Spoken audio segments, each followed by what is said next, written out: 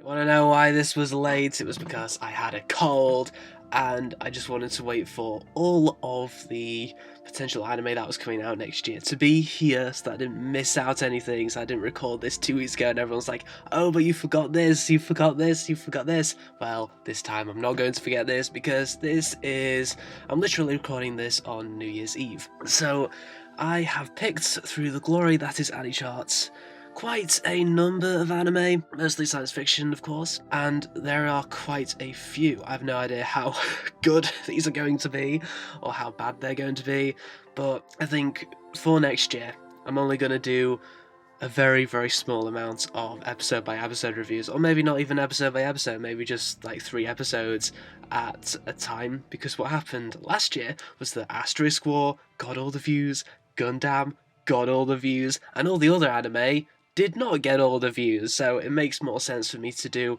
a very small amount of cover a very small amount of anime that people actually care about, you know? So here are a few that I have selected. At the top we have Active Raid. Now, as someone who likes Ghost in the Shell, this does seem like a very attractive thing to watch. It has police, yay, mecha, yay, so it sounds like it's going to be good, and I like the whole crime solving thing, so hopefully it'll be good, or it'll be very, very cheesy. And now the next one is Ano Kanata no 4 Rhythm, and to say in English it is Beyond the 4 Rhythm of Blue, that's the way to say it. So yeah, I mean, Classroom Crisis did quite well on my channel, and Asterisk War did quite well on my channel, so this will definitely be something that I will check out. And then next we have Bubuki, Buranki. Yellow means I'm not so sure about it, but yeah, it seems to be like a group of kid warriors, so maybe it'll be very kick-ass and badass, who knows. And then the next one, it seems like a really cyberpunk-y anime, Dimension W. I quite like the setup, something about energy problems and coils. Now, electricity is not the it sometimes isn't the most interesting thing to do a full series about, but as someone who likes technology, maybe the whole technology and electricity thing will combine to create a very interesting subject matter. I quite like anime that has missions, because there's always that question as to whether the mission will be a success or a failure. And plus, it takes place in the future, what's not to like? And the next, highlighted in yellow, is Divine Gate. This one seems to be more fantasy than science fiction, but there's always room for a bit of escapism, people. Always room. Then the next one, the poster has changed for this one as well. I think the poster for this one was a lot more mysterious and minimal, but judging by the description, it says the word cyborgs in it. Now, when a description says the word cyborgs in it, I have to check out the series. And there also seems to be like a kind of political thing, this whole divide between rich and poor, so politics, cyborgs, brilliant. And then the next one is Musaigen no Phantom World. I can't quite remember why I chose this, it's in yellow. Oh yeah, because it takes place in the future, and when things take place in the future, there is potential for it to be very interesting. But it's yellow, so don't get your hopes up too high.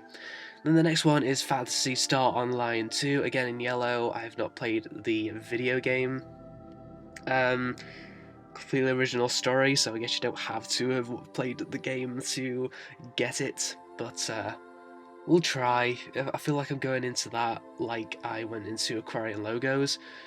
Not really expecting much, not really knowing what to expect, but got into it and there were good parts, so it's a big maybe there. And finally, Schwarzesmarken. Now, I really should have highlighted this in yellow, but I have no idea why it's green. In fact, I'm going to turn it yellow.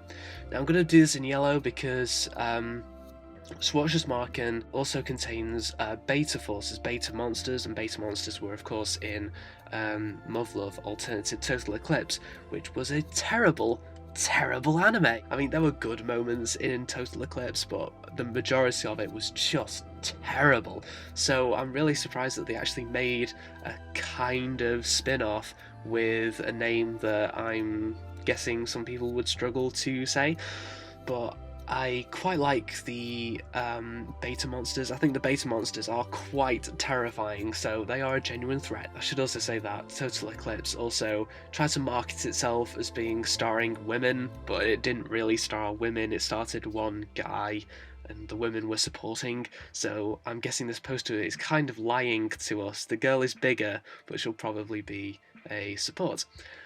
Now, is that a guy? That looks like a guy. He'll probably be the guy who takes over the whole thing. Whether he's a stereotype or not, we'll have to see.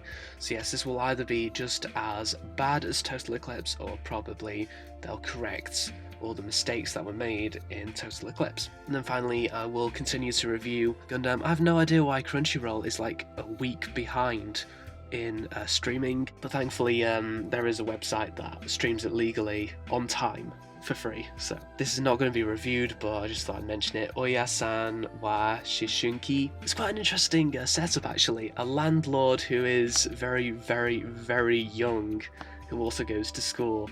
That's interesting. That could be an interesting thing to watch. Finally, in terms of movies, I've no idea if I'll watch this Code Geass movie. I've never actually watched the series.